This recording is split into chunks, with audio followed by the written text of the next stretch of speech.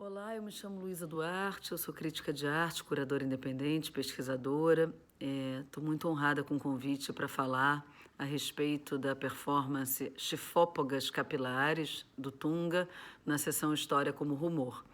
De saída, é interessante notar como falar a respeito de uma obra do Tunga, a partir do ponto de vista do rumor, é coerente com grande parte do seu trabalho, né?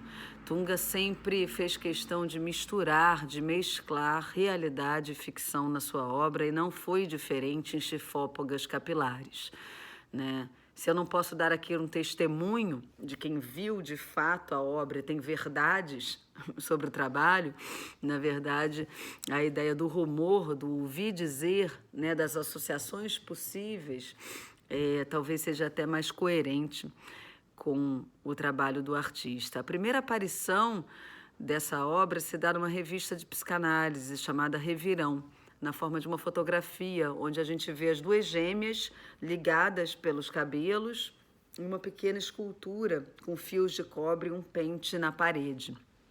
Depois dessa foto, ao lado dessa foto, acompanhava um grande texto, um longo texto ficcional, que narrava a lenda ao redor das chifópogas capilares das gêmeas que não queriam ser separadas e foram mortas por não quererem ser separadas. E em determinado momento da narrativa ficcional, um homem encontra as cabeças das gêmeas que foram decepadas, penduradas em uma árvore, e a cabeça foi separada do crânio, restando apenas o escalpo. Ele leva, então, os escalpos para casa e presenteia a mulher com essa espécie de troféu. A mulher se põe, então, a bordar os sonhos que tem à noite, durante o dia, com os cabelos das gêmeas chifópogas. E, de repente, eis que esses fios de cabelo se tornam ouro. Ora, existe aí um elemento importante da ideia da alquimia, do sonho e da alquimia, que são dois caminhos fundamentais para se pensar a obra do Tunga. Um outro caminho fundamental para se pensar a obra do Tunga é a ideia do contínuo, a ideia da duplicidade que se torna um, né? As duas gêmeas que, unidas pelo cabelo, formam um todo contínuo. Esse todo contínuo, essa possibilidade de rebatimento vai encontrar lugar também quando a gente pensa que esse é um trabalho que se dá em várias linguagens, na forma da fotografia, na forma da performance, na forma do texto ficcional, na forma do vídeo, do filme.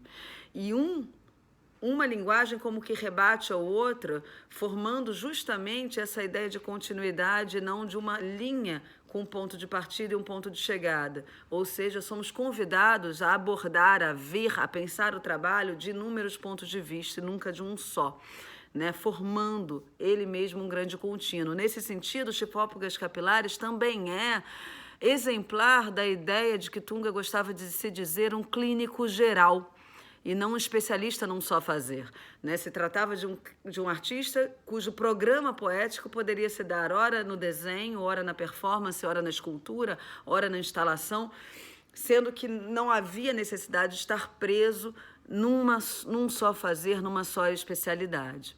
É interessante também pensar como Chifópogas Capilares, talvez a primeira vez que eu tenha visto um registro da performance foi dentro de um vídeo feito por Tunga em parceria com outro artista chamado Arthur Omar, um vídeo chamado Nervo de Prata, sobre a obra de Tunga. No primeiro frame desse vídeo, a gente vê uma seção do túnel sem início nem fim que forma a instalação Ão, feita por Tunga no início dos anos 80. No primeiro, também logo no início desse filme, a gente vê um ator, que não é o Tunga, dizendo: "Meu nome é Tunga".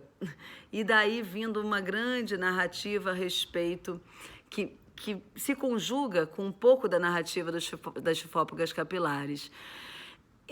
Logo depois desse início do Nervo de Prata, vão aparecer vários trabalhos feitos por Tunga nos anos 80, como Vanguarda Viperina, Eixo Exógeno e as próprias Chifópogas Capilares, que tratam todos eles, de alguma maneira, dessa ideia do contínuo e dessa ideia da mescla entre verdade e ficção. né? Desde o ator que se passa por Tunga, até mesmo quando a gente pensa que a ideia da duplicidade, das gêmeas idênticas, faz parte da biografia de Tunga. Tunga tinha uma mãe e uma tia que eram gêmeas idênticas, Leia e Maura. Então, essa confusão deliberada entre verdade e ficção, entre o que se passa na dimensão do sonho, o que se passa na vigília, pensando que uma vida mais intensa e mais interessante se dá justamente quando a gente faz esse tipo de cruzamento entre, né, material onírico e aquilo que se dá quando estamos acordados, né, entre ficção e realidade, está no cerne da poética de Tunga e está no cerne, sem dúvida, das várias formas com as quais as chifópogas capilares aparecem para cada um de nós. Era isso que eu tinha para narrar para vocês como uma espécie de rumor a respeito da obra. Muito obrigada.